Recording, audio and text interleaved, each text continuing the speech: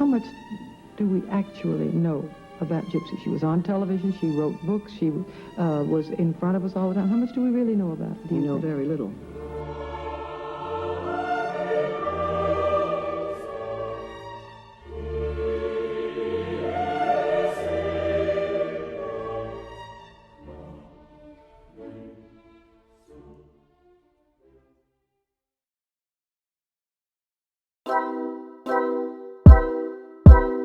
Memoirs take a peculiar stance between being historical and anecdotal.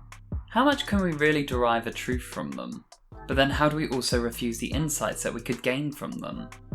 Well, I suppose we should discover why a memoir was written in the first place. What was the author hoping to gain from writing their life story in the way that they did? But then what happens when others openly oppose what you write about your own life?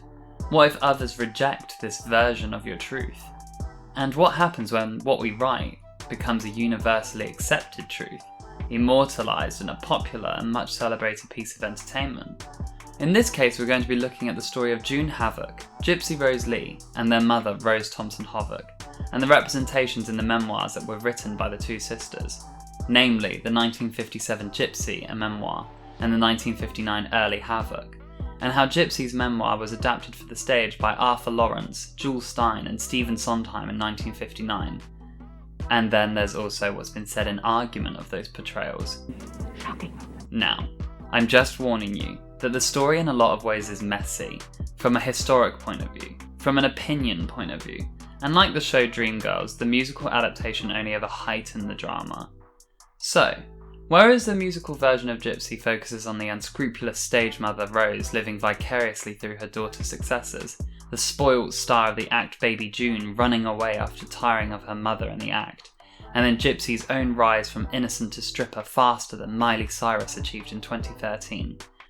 Well, the real life story of Rose, June and Gypsy is supposedly much darker, with suspected homicide, child exploitation, and a money over matter mantra toxicity that passed from mother to daughters. Additionally, what the memoirs don't narrate, but we will explore, is the dynamics, jealousy and rivalry between the sisters themselves, and how Gypsy's memoir and the subsequent musical adaptation spurned nearly a lawsuit, and then an eventual detestment and estrangement of the two sisters over the alleged fictitious and seemingly twisted account of their lives.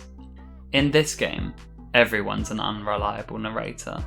But to get to the grips of the story, let's first take a look at how the musical handles the events as both a foundation, but also because it's perhaps the most recited version of these events that we have to look at. So let's take a look at Angle 1, the stage mother from hell.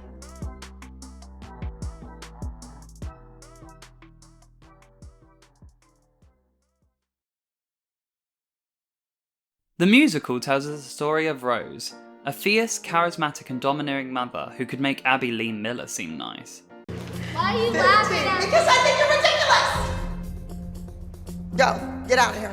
Actually, maybe not. Rose uses manipulation, networking and charm to obtain success for her very young daughter June, who is by all accounts a precocious, confident and somewhat spoilt young performer. June stars in a kiddie musical billed as Baby June and Company and sings a number named May We Entertain You. The company in the act is the less talented, awkward and shy sister Louise, dressed in boys' clothes as the male part. Rose finances the act through her religious father, who disapproves of the girls performing. He suggests she gets married and stops filling the girls' heads with her dreams.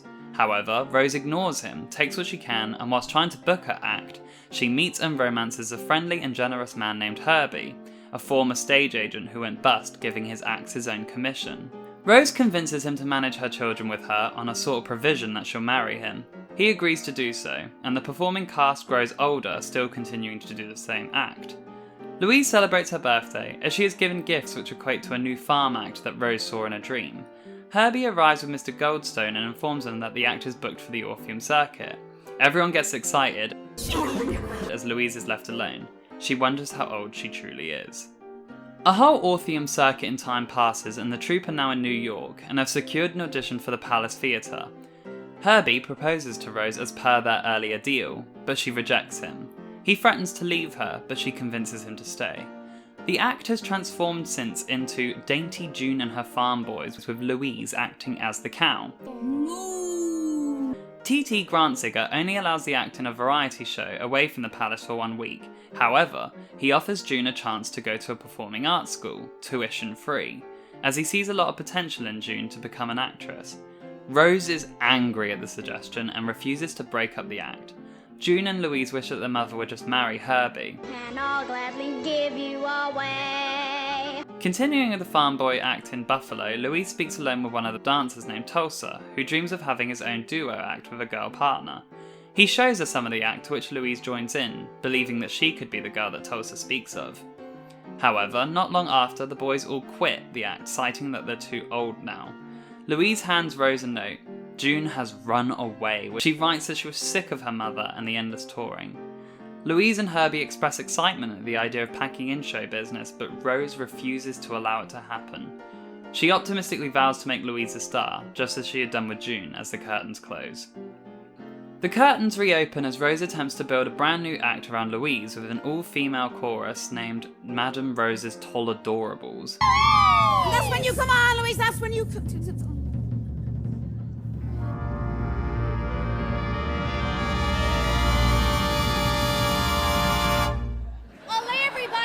They try desperately to sell the act to a diminishing vaudeville circuit, and despite their lack of funds, talent and bookings, Rose remains positive. They travel to a booking that they made in Wichita, Kansas, only to discover they were booked under false pretenses as a means to disguise a burlesque house from police raids. I have a feeling we're not in Kansas anymore. Rose is anguished and loses hope about the act. Louise, however, convinces them all to stay, arguing that 2 weeks' pay is better than nothing. Backstage, a defeated Rose proposes to Herbie, agreeing to break up the act and start a new normal life with Louise and himself. Everyone is seemingly happy with this idea. They decide to get married the day after the show ends in Wichita.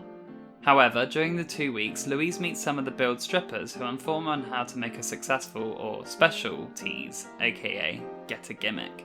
They also suggest the name Gypsy Rose Louise to her. Well, you may be a Gypsy Rose Louise. Hey!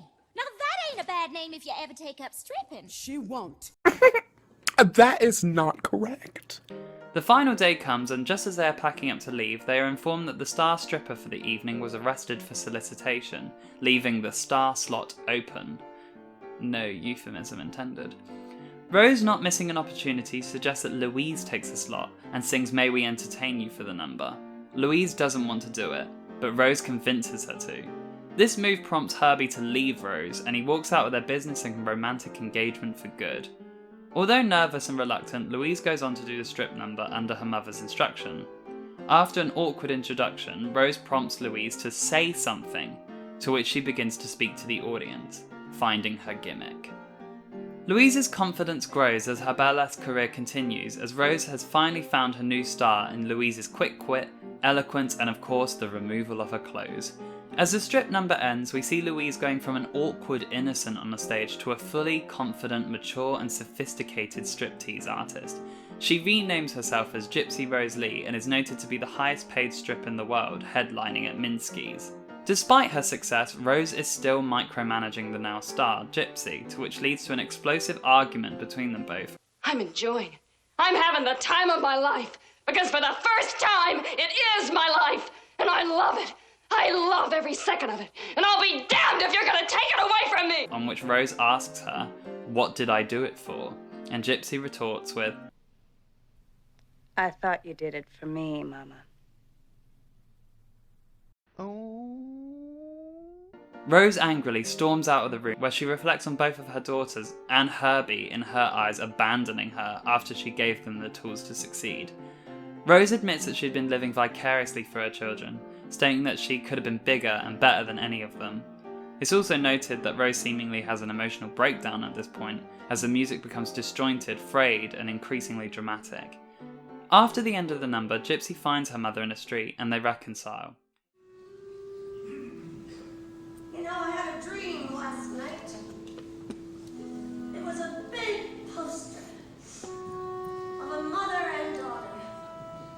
Like the cover of that ladies' magazine, only was you and me wearing exactly the same gown.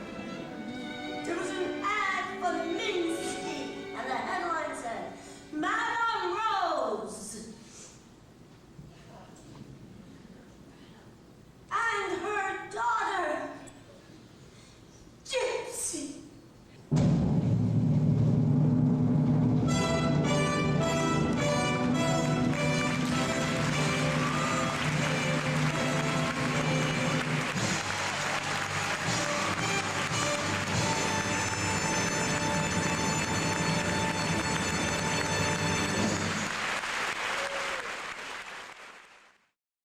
And scene.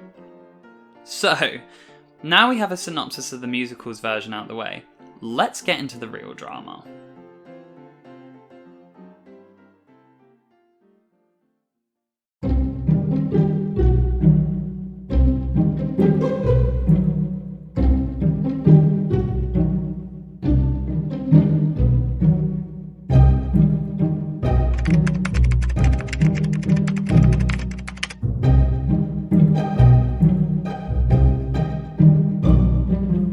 Now, because the musical's source material is largely based on Gypsy Rose Lee's memoir, it's easy to assume that the musical is just a simple rehashing and reshaping of the book to fit a more theatrical narrative.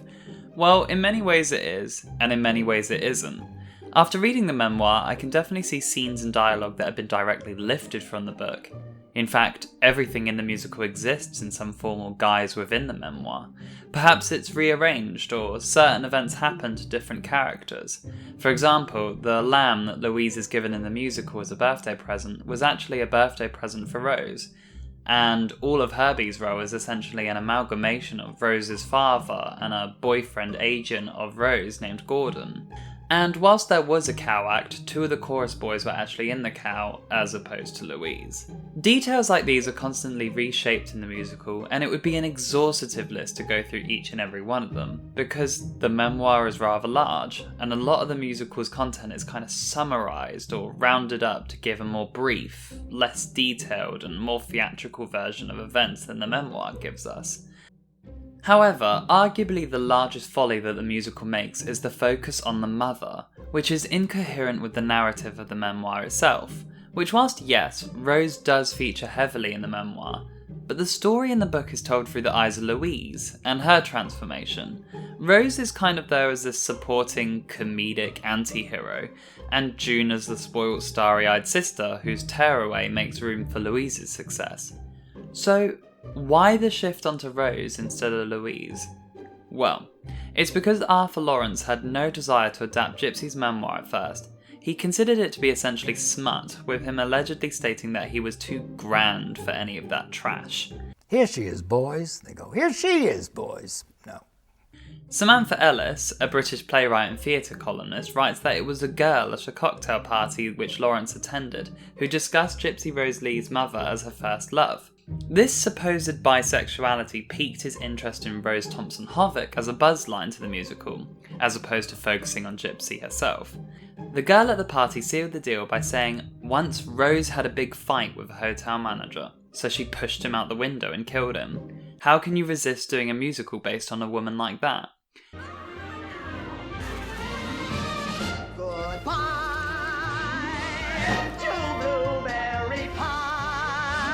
And clearly he agreed, but it's more likely that he agreed to a large cash agreement that in most ways adapted Gypsy's memoir pretty much scene by scene, because unlike that conversation that apparently lit up Lawrence's imagination, the musical doesn't create an image of Rose as a tyrannical, abusive lesbian who pushes staff out of windows, but rather the dance mum who is desperate for her children to succeed against the odds.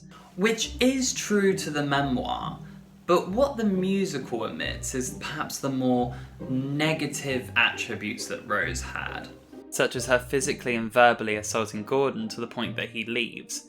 Most importantly, what is somewhat omitted in the musical is Rose's money-hungry appetite that clouds her judgment. The money, in a lot of ways, was the driver of Rose's unscrupulous ways. It's also what spurned a lot of the aggravation between the sisters, but we'll come back to that in a minute.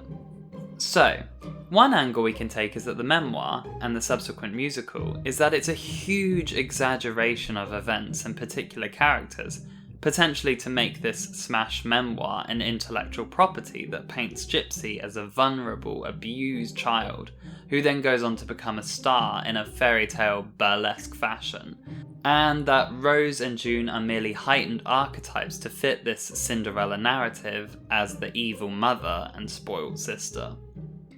Another angle is that perhaps the truth is much darker than either June or Louise would care to admit, to ideally save face, and by wrapping up their childhood as this blanket fairy tale and incessant bickering over who is more successful or wealthy of the two, creates an image illusion that distracts us from the potential trauma, abuse, or accountability that they suffered, including a very complicated relationship with their mother, and ultimately each other. It most certainly is a web of different intentions, reasonings, and pride that swallows up any form of reality to the story. So, to try and arrive at any form of understanding, let's take a look at those archetypes, the biographies that were written about them post-musical, and try and unblur a lot of this mess, starting with none other than the star of the musical adaptation and extremely contentious figure, Rose.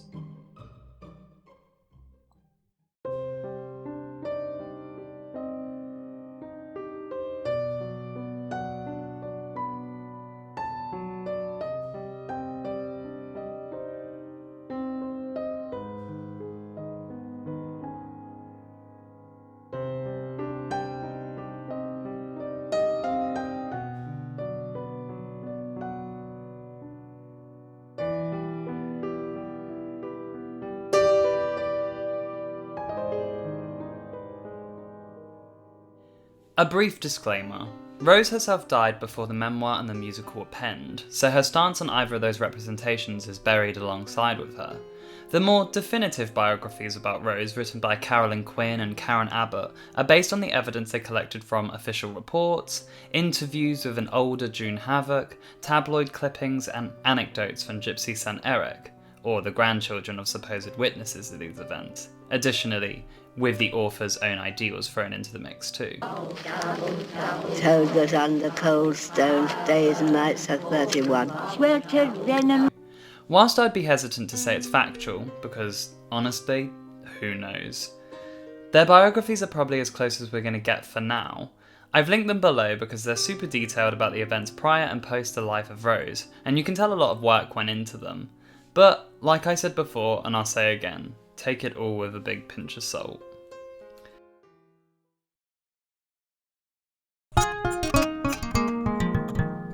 Rose Thompson Hovick was thought to be born in North Dakota sometime in the early 1890s to Anna and Charles Thompson, descendants of German migrants.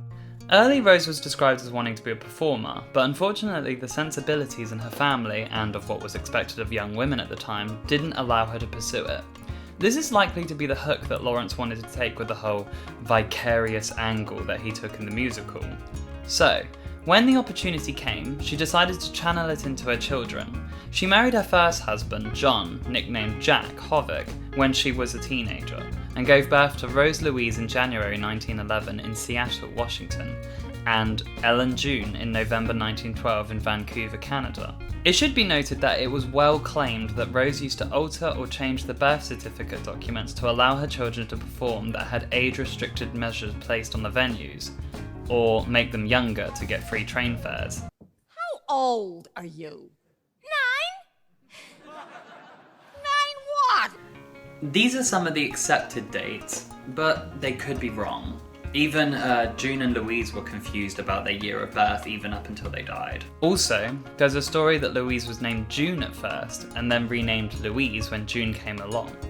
Rose is thought to have been in an abusive relationship with Jack Hovick, who worked in advertising for the Seattle Sun. It's thought in some accounts that he refused to buy her anything, including underwear. This might be why she decided to take the initiative on making her own money herself. Though apparently it was him who got the girls into dance class, where Rose saw June's natural early talents. Rose and Jack would eventually divorce, Rose citing domestic violence, and apparently Jack claimed that Rose killed a kitten that he had bought for the girls. And then he fled into the night and was never seen again. So take from that what you will.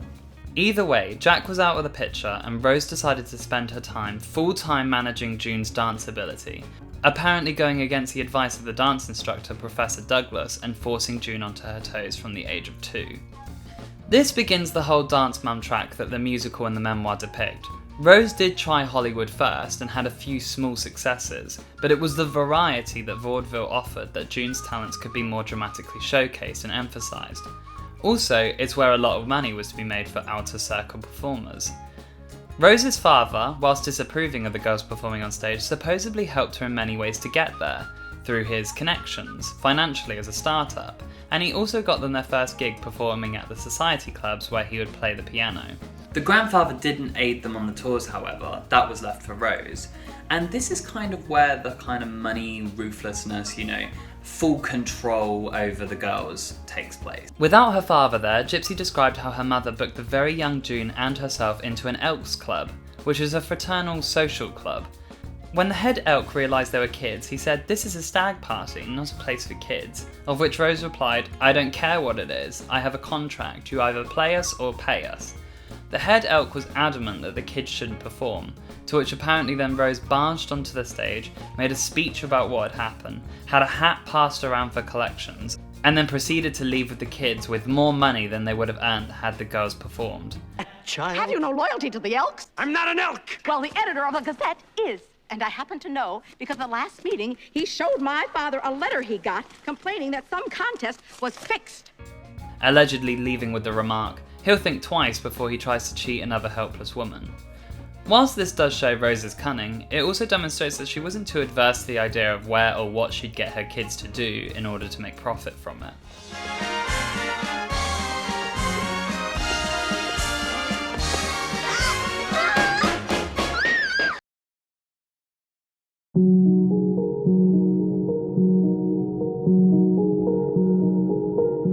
Now, despite the negative press surrounding her unscrupulous ambition, Gypsy stated that despite everything, she loved her mother and gave her a kinder edit than perhaps anyone else would. But there was so much, she had so much heart, and whatever she did for the girls. I mean, all out for them. They were her life. I have such funny reactions from people. Some people will say, gee, you must have hated your mother. And I don't know where there could be one word in that script that would give a person that feeling, because I loved my mother deeply. I don't know how anybody could say that they hate their mother. I got a lot of letters from people. Really? They say that I could never have written that book or that script if I had truly loved my mother. And I've always thought of it as sort of a monument to my mother. Of course. However, June also didn't think too disfavouring of her mother either by saying, "Mother was very prim, and she was tiny and lovely with big blue eyes. She was endearing and alluring beyond belief. If she had drive and ambition, what's wrong with that?" She was like a stage mother, but no. I know you don't like that term. Well, no, because a stage mother conjures up something that Mother wasn't. Mother was little, violet-eyed, delicate, never wore makeup, silk stockings, or high heels in her whole life, and she was lethal. Because Mother, well, that's when you are lethal. You know, if you're going to come on like a big, noisy thing, everybody says, "Oh, boy," and they get out of the way, right? No, that isn't. But Mother was convinced that whatever she wanted, she had a right to. But it would seem that her drive and ambition definitely had no limits, and that is a testament to June and Gypsy's success. We could argue, though, that the relationship that Louise had with her mother was dramatically different from the one that she had with June, and this is something seen to be true. June was more than likely favoured as the talented star over the older and bulkier Louise, who, like in the musical, did wear boys' clothes to support June in the act, stating that another girl in the act would detract from June. Dream last night. I dreamt a whole new act for you. Baby June and her newsboys. How are you going to get the boys, Mama? Louise can be a boy. I'll find 3 others. Well, how are you going to pay them? June was also a great moneymaker in her infant years, meaning that Rose's pressure and maintenance of June was at the very least well received from a financial and vaudeville perspective. Now, one thing I want to address that taps into the idea that Gypsy's memoir was a kind edit, and that June and Gypsy painted a different image of their mother as a potential deterrent, is the more scandalous moments that apparently took place. There are these allegations that Rose was a closeted lesbian who opened up a boarding house in the seedy West End Avenue in Manhattan, which frequented lesbian tenants. Then there's the rumour that she shot and murdered her 29-year-old lover named Genevieve Augustine after Genevieve made a pass at Gypsy. The death, which was a rifle shot to the temple, was ruled a suicide. The biographers regarding the case write that the speculation that Rose committed the murder and was murderous by nature was apparently inspired by Gypsy's fiction novel, Mother Finds a Body, where Rose, in the novel, finds a body in Gypsy's trailer and attempts to hide it. But the case of Genevieve is kind of left open, really. It's certain that she died under peculiar circumstances, but whether it was suicide or murder, we're unlikely to ever really find out. But then we have the case of a mysterious unnamed hotel manager who was pushed from a hotel room to his death, which was a story which was told by Selma Lynch, the girl at the cocktail party if you remember.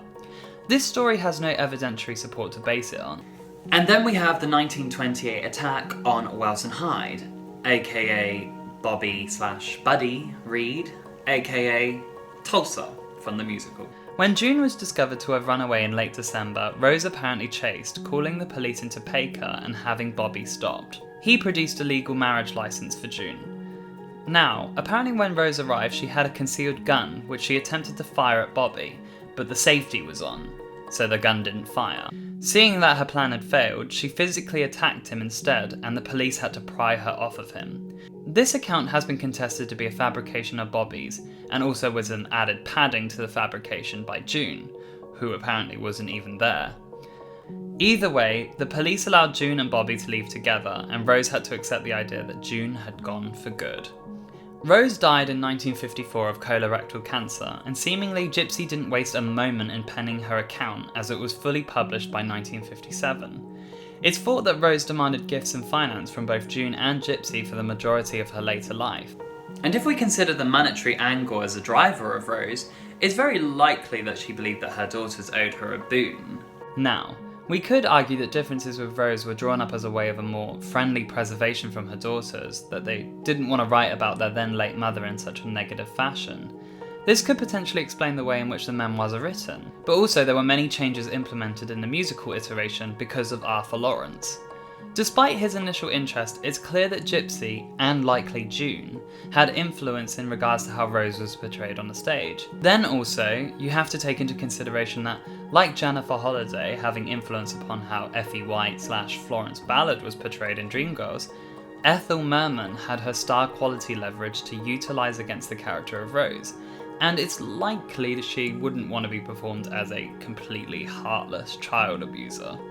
This also potentially explains the more upbeat and comic elements that are thrown into the musical being based around the mother, with the majority of numbers and character development given to her, and that the musical is written in this fun, story-driven and comical way as opposed to the potential dark underbelly of a supposed reality that may or may not have happened.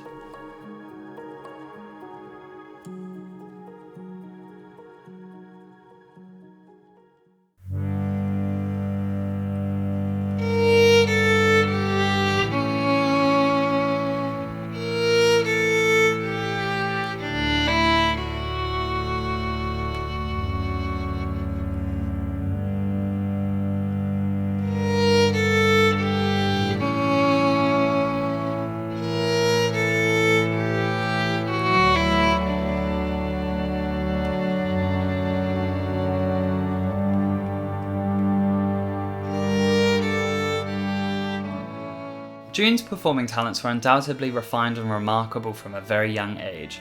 The musical doesn't really showcase her infant years, but from the age of 2 she was dancing on point in films, on stage, and quickly ascended to become one of the most famous poster girls for vaudeville of her time. Whilst the musical definitely highlights June's performance skills, capabilities and showmanship, it doesn't really emphasise on her character at all, and neither does the memoir, beyond her being the more bratty, spoilt, yet undeniably talented of the two. As Louise grows up in the musical and finds herself, June is left absent beyond being an actress. You need something to remind you that your goal was to be a great actress, not a cheap stripper. June's the actress, Mother. Well, arguably that's because June in the memoir is kind of used as a plot device for Louise's growth and Rose's anguish. You could argue that this is essentially true to the bigger picture of the real-life story, with Gypsy's turn at being the eclipsing success and Rose being the star vehicle of the musical adaptation. In a turnaround from children to adults, June went from being the star to being the sister of a star, and Louise had a reverse twist of fate which saw her as a girl who dressed in boys' clothes to support her sister, to taking those clothes off and becoming a huge somebody. It would be enough for anyone to seemingly be bitter about it, but the bitterness is where June's twisted account of events takes place. You know, it adds a layer of, it adds an extra layer that we can't unpick because it it's almost like, you know, she had maybe a motive or an incentive in bringing down the musical. Due to Gypsy's overshadowing success both in person and in supposed fiction, June had a fear that her obituary would read Sister of Gypsy Rose Lee, and in a lot of ways it unfortunately does, which was solidified by the success of the musical. But then, this notion discredits June Havoc as a person who had her own successes, a charitable fighting spirit, and a life beyond Rose and Gypsy, or even the memoir and its adaptations. So let's ask that old question of, whatever happened to baby June?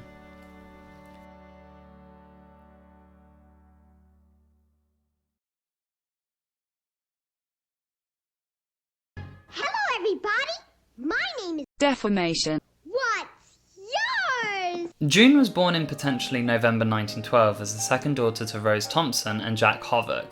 Gypsy writes in her memoir that June could dance to a high standard before she had received any formal training. By the age of 2, she'd been being pushed by Rose to perform. She acted in short, silent films where apparently there's a story that Rose told June that their dog had died in order to get her to cry for the camera. She auditioned for Alexander Pantages, who had ventured to Seattle to build an empire of vaudeville theatres. You said that he could get me into vaudeville? But that didn't quite work out like I planned. I guess it didn't really work out too great for Fred either. And from there, June became a child star. She was undeniably successful because by the age of 5 she was headlining the Keith Orpheum circuit, titled as first Baby June, but then later Dainty June. June was a bona fide mini moneymaker for Rose, making her at prime around $1,500 a week. And Rose definitely knew how to make the most out of June from an early age in terms of making money from her. June allegedly saw this as a positive, even as she grew up. That was a part of your early life. Was vaudeville anywhere for a kid to grow up? It was great for this kid to grow up. Listen, if you could be out center stage and hear all that laughter, the audience raised me. I think the fact that that's an affirmative life, this is an affirmative life. But wasn't it a gruff... Is because of that. Wasn't that a pretty gruff, rough and tumble? You've got stage hands backstage. Stage hands are the cream of the earth. Oh. I personally feel that it is exploitative, and I think that June probably did feel this way, hence why she ran away at the age of 12. June running away perhaps doesn't add up to the story, you know, that she had this great, loving childhood and she was happy, because why would you run away from that? I know she said that she was tired of the act, and that's understandable, but to run away, you know? It makes it clear that perhaps her mother and her didn't have this great relationship that she believed she had as she got older. This then leads me to the point about June that is kind of a double-edged sword, because she in a lot of ways was a woman who changed her mind and emotions in a lot in regards to Gypsy, her mother, and even herself. June, are there many misconceptions that you'd like to clear up about you and Gypsy and your mother? Not particularly like to clear up. I don't... but there are misconceptions. You said that that was a fable, that Gypsy Dinah, was a yes, fable. it's true. Of course Gypsy's a fable. It's a commercial wham-dam. It's a wonderful, great, big, glossy fable. Mm-hmm. For example, she always admired the musical from a performance point of view, but hated all of what it represented. She was estranged from her sister, but in some articles she stated to have attended the premiere to support her. She exaggerated and fabricated a lot of events in her life, such as family deaths, certain events and dates that Carolyn and Quinn has kindly summarised in a WordPress article, which I'll link below. In the WordPress article, we kind of see a bit more about the complexity of June, because like Carolyn wrote, it's unclear as to why she lied. She writes that, "The more I fact-checked June, the worse the picture of her looked, and I hadn't set out to do that to her at all. Authors fact-check to get additional information to what's already there, but with this mess, it wasn't working out that way. June's info, including that in her 2 published biographies, didn't add anything to what was already out there and known about her and her family. It just flew off the rails."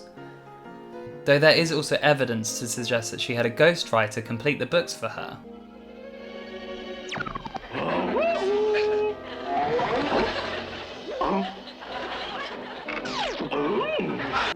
This might be why it doesn't really add a lot of insight into what was already said. Additionally, with the added layer that June is just as unreliable as Gypsy, it's difficult to really pin anything against the two, or even against what is represented in the musical. Did your sister by any chance bring out the gypsy in herself? Yeah, and a few other fellows too.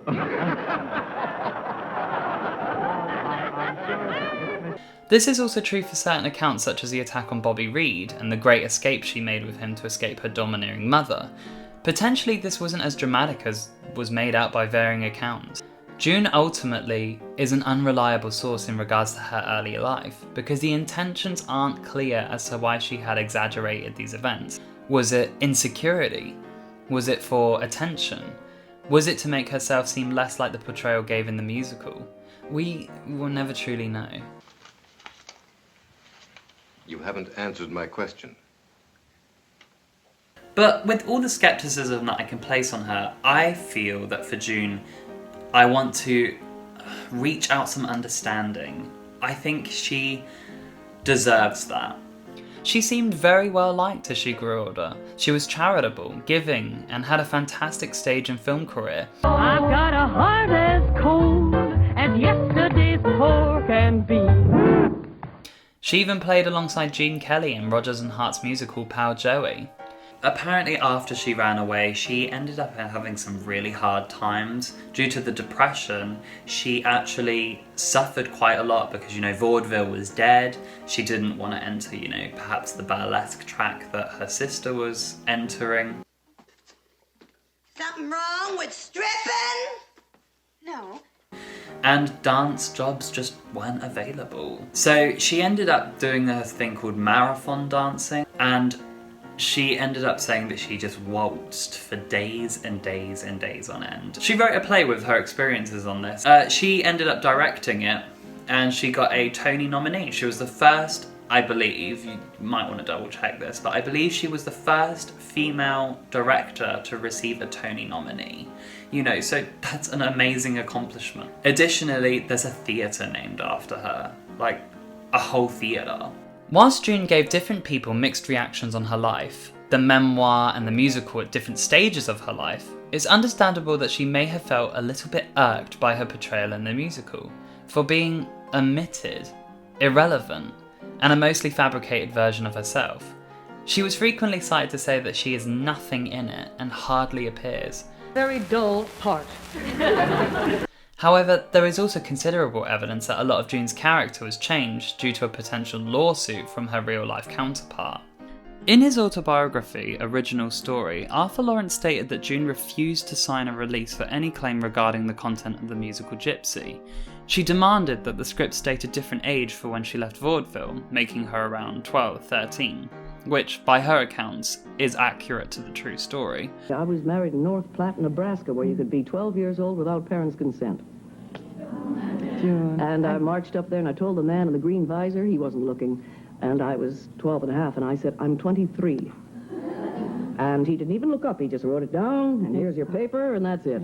But Lawrence refused, as he felt the audience would lose any sympathy for Rose if she abandoned a 12-year-old. During tryouts out of town, Lawrence altered the script and changed the name of June's character from Dainty June to Dainty Claire. He states that as a result, June signed the release, and her character's name was restored to Dainty June as we now know it in the musical. Hello, everybody! My name is Claire. What's yours? Shedding more light on this in some articles published by Jeremy Scott Blaustein under the website I Will Regret This Later. You should check out these short articles if you want a bit more insight into these women and the tales told about them. He writes that David Merrick, the producer, was pretty nefarious. Well, in exchange for June's name, image, and general rights to being portrayed in the musical, he offered her $1. Wait! Stop the train! Stop everything! As a token agreement as opposed to an actual contract, which is similar to what happened to the cast of A Chorus Line.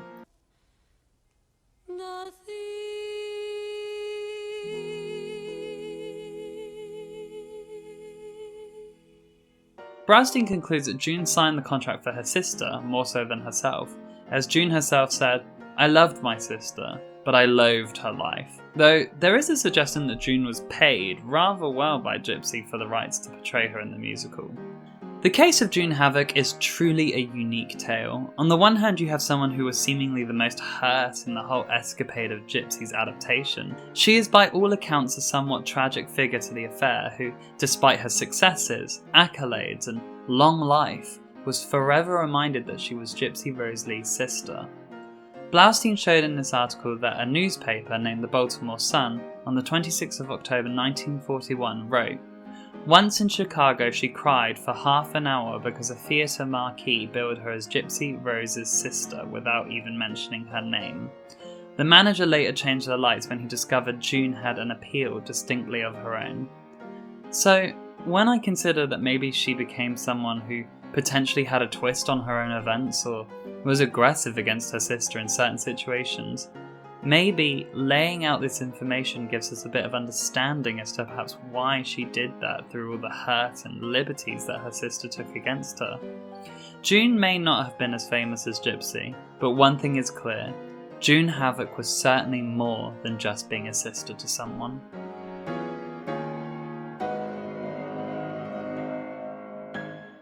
Was this particular production, was it written about you? Yes, it was. Yeah. It was? Yes, it was. Then it has to be Yes, it is. Gypsy Rose Lee. Yeah.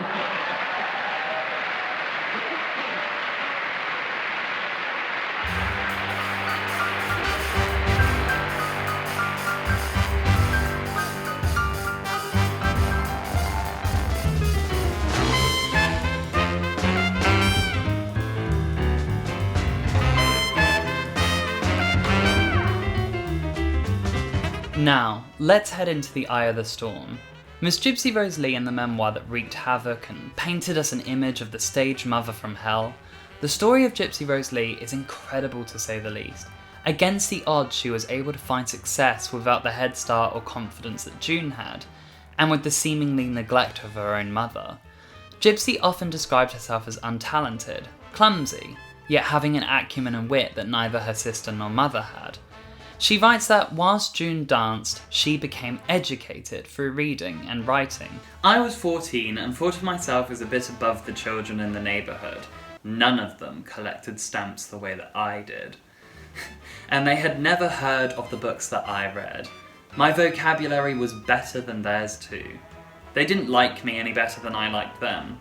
Sometimes, I would be sitting on the brownstone steps in front of our apartment house. They would race by me screaming, 'Stuck up, she's covered with mud and she's stuck up.'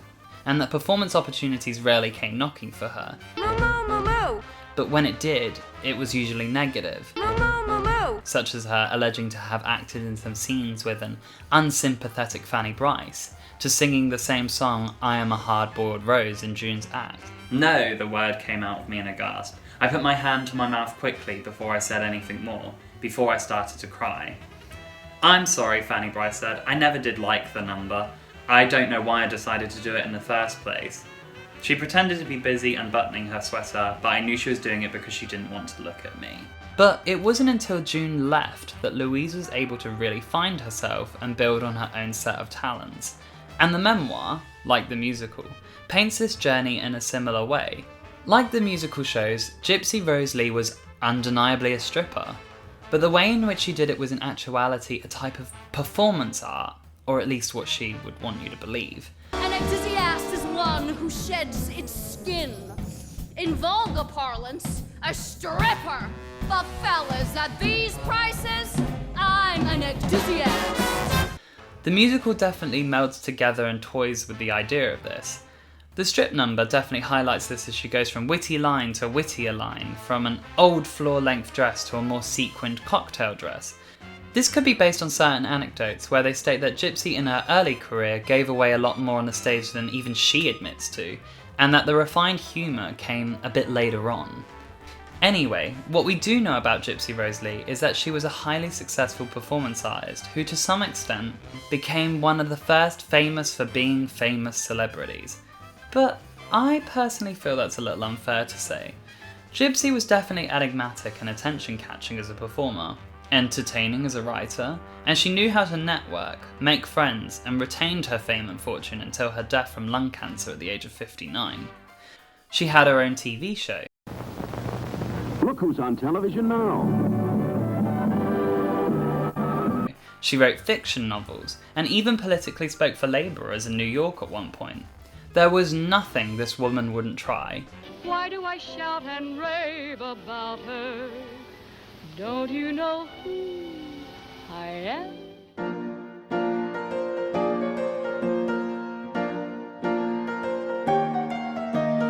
Born on either January 8th or 9th, 1911 as Rose Louise Havoc, she describes in her memoir how some of her earliest memories were about being second place to June, in the act and also in general. There's an interesting passage in pages 66 to 69 where Gypsy writes that she was nearly given away to her Aunt Helma after Rose considered her to be bringing down the act. "I'll work harder in the act, Mother," I said. "I'll practice every day, honest I will. I'll do anything, but please don't let me get adopted." I remember her mother sighed and told me to go and get my coat. Everyone's replaceable. Gypsy also writes how her mother, her sister, and the chorus boys seemingly neglected and teased her. She writes how she was physically unattractive, with her mother spending money that was saved to fix her teeth on new costumes for June. Louise was made to sleep in the same room with the chorus boys whilst June had her own bunk, and how, like in the musical, she had her heart somewhat broken by one of the chorus boys who had abruptly left when June quit. Though this isn't the same boy that June ran away with. However, the legitimacy of Gypsy's memoir is always thrown into question because she herself didn't deny that it was just a story that loosely tied in some true details. Her son, Eric Lee Preminger, wrote in the afterword, "They were the fairy tales of my childhood. I heard them over and over again and I hung on every word. So I noticed, of course, every time Mother changed them. At first I corrected her mistakes, but she quickly put an end to that. Historical accuracy was much less important to her than a good punchline. She was, after all, an entertainer first and a writer second." Arthur Lawrence was less kind about it. Gypsy Rose Lee was allergic to the truth. I tried to find out things from her. She was funny, she was charming, and she was evasive. You just couldn't get anything out of her. I mean, I asked her where she got her name. She said, "Oh, darling, I've given so many versions. Make up your own, it'll be better." Beyond painting herself as a modern Cinderella, there is also some speculation that she was in it for the cash flow. Eric stated, "My mother loved money more than she loved me. She had a magnificent home in New York and was driven around in a Rolls Royce, but she wouldn't buy me a car. She loved me, but didn't feel any obligation to give me the lifestyle she gave herself. When I was 17, I begged her for money to buy things I needed for college. She wouldn't give it to me, so I ended up dropping out and joining the army. She felt it was her money, and she spent it the way that she wanted." It was also been suggested that Gypsy chose to make her memoir a musical over a film due to the royalties that she could accrue if it was a success. She lived in a 26-room Manhattan townhouse and seemingly lived in a place of luxury. The money in question does raise a stake regarding the jealousy of Eric and June. They would sometimes fixate upon the money that Gypsy had earned in her life and the large house and extravagance that she had purchased for herself as a detractor for her, as opposed to a net positive. Extraordinary how you can have so much and so little, I suppose. Gypsy, in all sense of the word, was an entrepreneur. She headlined at Minsky's, she sold out on tours and gigs, anything she touched turned to gold, really. I think she had a bit of a Midas touch about her. As aforementioned, it was also associated with Rose, who apparently demanded gifts and money from Gypsy until the end of her life. So, the money mantra definitely rears its ugly head once more. But, like June said about Gypsy, she had apparently painted an illusion of herself, and that the associated luxury was just part of this image. June often remarked that we all knew nothing about who Gypsy was, and that her life was more complicated and unhappy than she let on. Take off my jacket. I promise to go no further.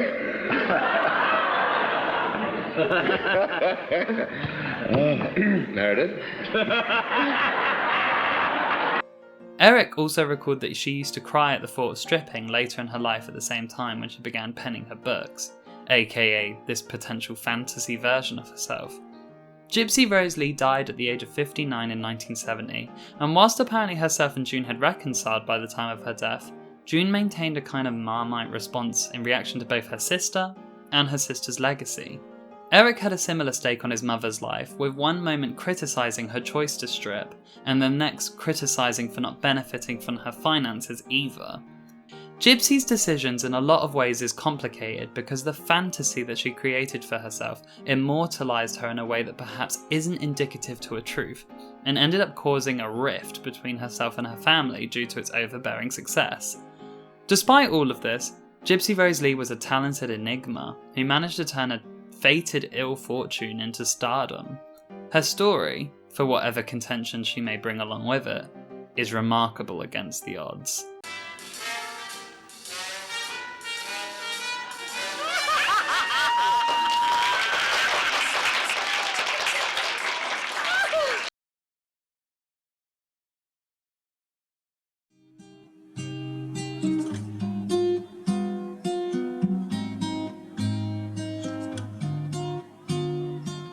Something I'd like to ask all of you is, what do you think about the events of Gypsy? Has this video changed your opinion on any of the women involved with the musical? Honey, you've got a big storm coming. Was Rose just a hard-working mother trying to survive? Was June a spoilt runaway, or was she exploited? Was Gypsy as innocent as she made out in the beginning, or even as happy with her success as we're led to believe?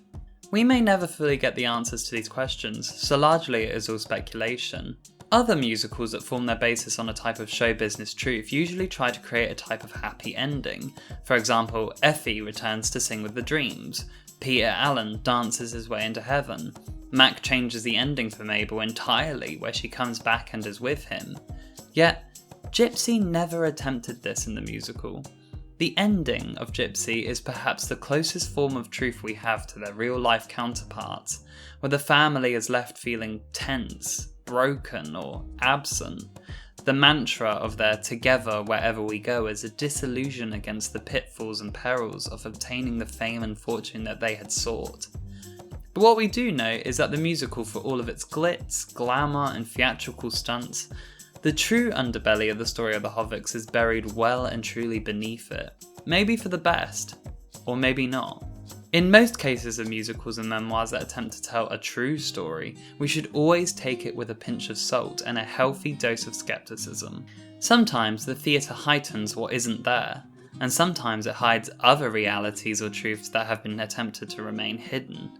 I feel that, in the case of Gypsy, a musical fable, it could possibly be all of it.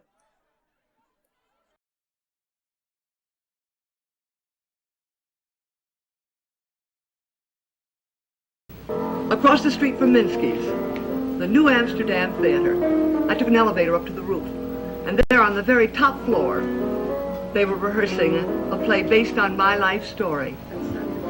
I sat in the very back row of the theater and watched them. The play was named Gypsy. That was Sandra Church, who was going to play me as a young girl, and Ethel Merman, who was going to play Mother. That walk. Like no one else in the world could walk like that. Jerome Robbins, the choreographer and director, and Sandra.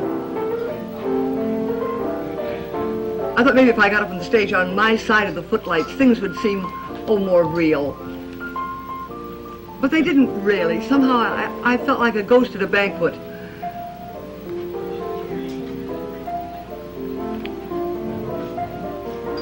Stephen Sondheim, who wrote those wonderful lyrics, and Julie Stein, who wrote the score, and Ethel.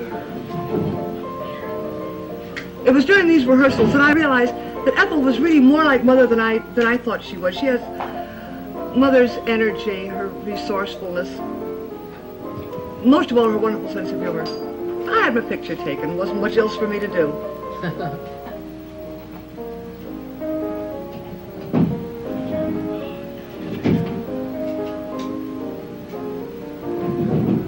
I went back out in the audience and sat in the very back row of the theater.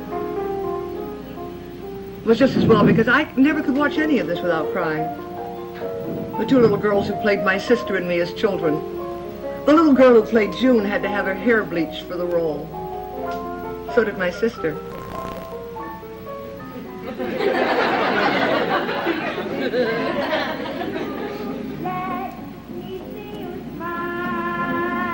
was so easy to sit there in the darkness and imagine that I could almost hear Mother's voice calling out to me.